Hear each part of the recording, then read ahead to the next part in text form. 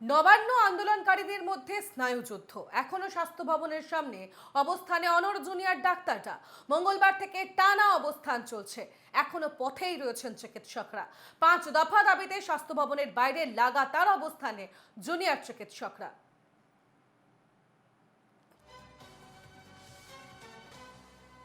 আমাদের সঙ্গে সরাসরি রয়েছেন প্রতিনিধি বিধান নস্কর। যাব বিধানের কাছে। বিধান, মঙ্গলবার থেকে টানা লাগাতার এই আন্দোলন চলছে জুনিয়র ডাক্তারদের। তাদের 5 দফা দাবি নিয়ে চলছে এই আন্দোলন এবং তার পাশাপাশি একাধিক, যেমন সিপি থেকে শুরু করে স্বাস্থ্য সচিব, স্বাস্থ্য অধিকর্তা, স্বাস্থ্য শিক্ষা অধিকর্তা সকলের পদত্যাগ চেয়েছেন তারা, ইস্তফা চেয়েছেন তারা।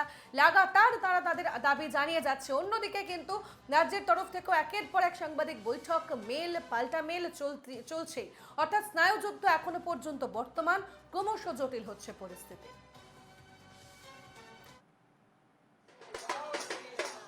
একেবারে দেখো, মঙ্গলবার স্বাস্থ্য ভবন অভিযানের ডাক দিয়েছিল জুনিয়র চিকিৎসকরা। করুণাময়ী থেকে মিছিল করে স্বাস্থ্য ভবনের গেটের সামনে এসে পৌঁছয় এবং তারপর থেকেই তাদের এই আন্দোলন কিন্তু চলছে, অবস্থান বিক্ষোভ তাদের চলছে। তাদের যেটা দাবি, যে মূল দাবি তাদের যে আরজি করে ঘটে যাওয়া জুনিয়র চিকিৎসকের ধর্ষণ করে খুন করার যে ঘটনা, সেই ঘটনায় জাস্টিস প্রধান দাবি এবং এছাড়াও আরও 4টি দাবি, মোট 5টি দাবি নিয়ে তারা এই স্বাস্থ্য ভবন অভিযানের ডাক দিয়েছিল। কিন্তু তাদের এই দাবি দাবা এখনো পর্যন্ত সদুত্তর কিছু পায়নি। এই দাবি দাবা যতক্ষণ না মেনে নেওয়া হবে, তারা কিন্তু এইভাবেই অবস্থান বিক্ষোভ তারা কিন্তু চালিয়ে যাবেন, এমনটাই তাদের বক্তব্য। কিন্তু গতকাল আমরা দেখেছি যে একের পর এক মেল পাল্টা মেল, তারপর চন্দ্রিমা ভট্টাচার্য মন্ত্রীর সাংবাদিক বৈঠক। তিনি জানান যে রাজনৈতিক ভাবে তাদেরকে উৎসাহিত করা হচ্ছে, কিন্তু তারা কিন্তু বারংবার একটা জিনিস পরিষ্কার করছেন যে তারা অরাজনৈতিকভাবেই কিন্তু এই আন্দোলন চালিয়ে যাচ্ছে প্রথম দিন থেকেই, এবং আগামীতেও তারা এই আন্দোলন চালিয়ে যাবে অরাজনৈতিকভাবে। তাদের যে দাবি দাবা, সেই দাবি দাবা যতক্ষণ না মেটানো হবে তারা কিন্তু এই আন্দোলনে অনড় থাকবে, এমনটাই কিন্তু স্পষ্ট করা হচ্ছে। এই মুহূর্তে তুমি দেখতে পাচ্ছ যে জুনিয়র চিকিৎসক তারা আন্দোলনে বসে রয়েছে।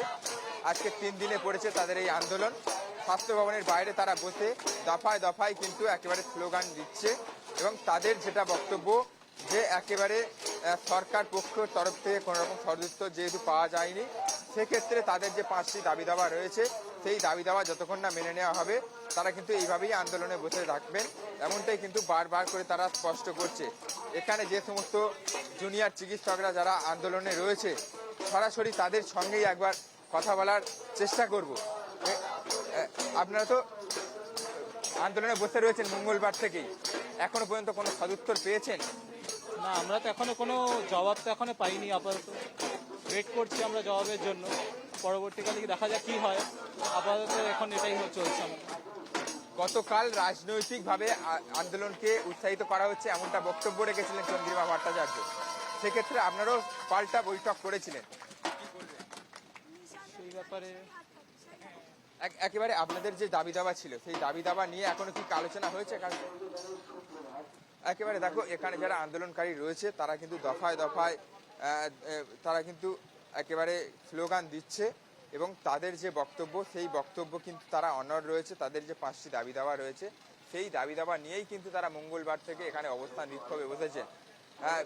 এর আগে আমরা দেখেছি একেবারে সুপ্রিম কোর্টের আর্জি ছিল তাদের কাজে ফেরার, কিন্তু পরবর্তী সময় কিন্তু তারা তাদের যে টাইম লাইন বেঁধে দেওয়া হয়েছিল মঙ্গলবার বিকেল 5টা, তারপরেও তারা মঙ্গলবার মিছিল করে এসেই অবস্থানে বসেন। তাদের যেটা বক্তব্য, যে তারা কিন্তু একেবারে তাদের যে দাবি দাবা রয়েছে 5টি দাবি দাবা, সেই দাবি দাবা না মেনে নেওয়া পর্যন্ত এইভাবেই তারা আন্দোলন চালিয়ে যাবেন। সেক্ষেত্রে কিন্তু একেবারে আরজি করের যে ঘটনা, সেই ঘটনায় কিন্তু তারা তাদের মূল দাবি যে এই ধর্ষণ এবং খুনের ঘটনা দোষীদেরকে শাস্তি দেওয়া হোক, এবং এই ঘটনা যেহেতু প্রথম দিকে চাপা দেওয়ার চেষ্টা করা হয়েছে পুলিশের তরফ থেকে অসহযোগিতার অভিযোগ, সেই ক্ষেত্রে কিন্তু একেবারে পুলিশ কমিশনার বিনীত গোয়েলের অপসারণ একেবারে এই সহ কিন্তু তাদের মোট 5টি দাবি দাবা, এবং সেই দাবি দাবা নিয়েই তারা এই আন্দোলনে বসেছেন। শুধুমাত্র জুনিয়র চিকিৎসক নয়, সাধারণ মানুষ একেবারে শিল্পী থেকে শুরু করে প্রত্যেকেই কিন্তু আন্দোলনে অংশগ্রহণ করছে একে একে।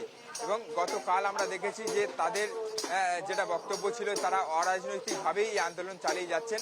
আগামীতেও তাদের এই দাবি দাবাতে অনড় থেকে তারা অরাজনৈতিকভাবেই এই আন্দোলন চালিয়ে যাবেন, এমনটাই তাদের স্পষ্ট বক্তব্য।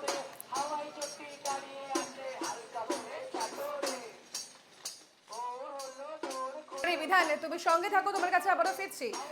ইতিমধ্যে যে ছবি আমাদের প্রতিনিধি বিধান নস্কর সরাসরি দেখাচ্ছে, একেবারে সেখানে অনড় রয়েছেন জুনিয়র ডাক্তাররা, তাদের 5 দফার দাবি নিয়ে অনড় রয়েছেন তারা।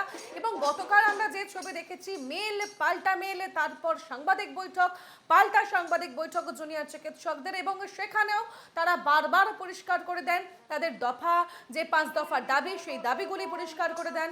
এবং তাদের বক্তব্য যে তারা যাদের ইস্তফা চাইছেন তাদের ইস্তফা যেন খুব শীঘ্রই আসে, তাদের এটাও কিন্তু তাদের এই দাবির সঙ্গে যুক্ত হয়েছে। অর্থাৎ সব মিলে এখনো পর্যন্ত জটিল রয়েছে পরিস্থিতি।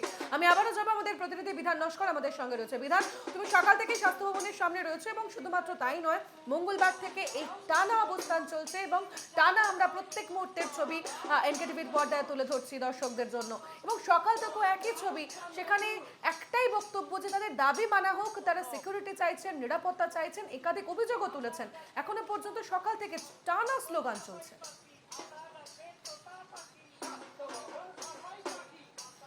একদমই তাই। দেখো, মঙ্গলবার থেকে 5টি দাবি দাবা নিয়ে তাদের স্বাস্থ্য ভবন অভিযান, তারপর থেকেই চলছে লাগাতার তাদের এই অবস্থান বিক্ষোভ।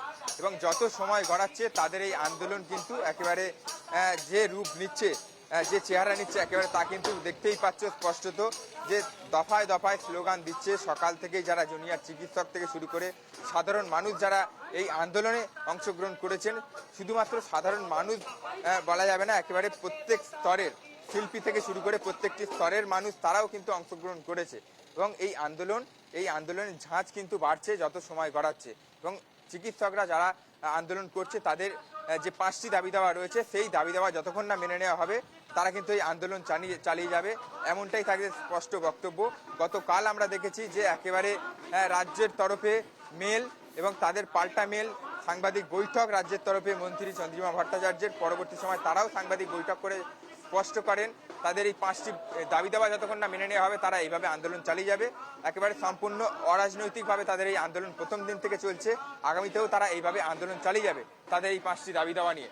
সেক্ষেত্রে কিন্তু সকাল থেকেই তুমি দেখতে পাচ্ছ যে যত সময় গড়াচ্ছে আন্দোলনের ঝাঁজ বাড়ছে, একেবারে দফায় দফায় তারা স্লোগান দিচ্ছে। একেবারে স্বাস্থ্য ভবনের মূল গেট থেকে শুরু করে বরাবর এই রাস্তায় কিন্তু তারা বসে পড়ে অবস্থান বিক্ষোভ তারা চালাচ্ছে, মাইকিং করা হচ্ছে, আন্দোলন চালানো হচ্ছে। একেবারে তারা কিন্তু যেটা তাদের যে বক্তব্য প্রথম দিন থেকে স্পষ্ট বক্তব্য তারা রাখছেন, তাদের যে 5টি দাবি দাবা রয়েছে সেই বক্তব্য, সেই দাবি দাবা না মেনে নেওয়া পর্যন্ত তাদের এই আন্দোলন কিন্তু চলবে। বেশ, ধন্যবাদ বিধান। আমাদের সঙ্গে সরাসরি ছিলেন প্রতিনিধি বিধান নস্কর।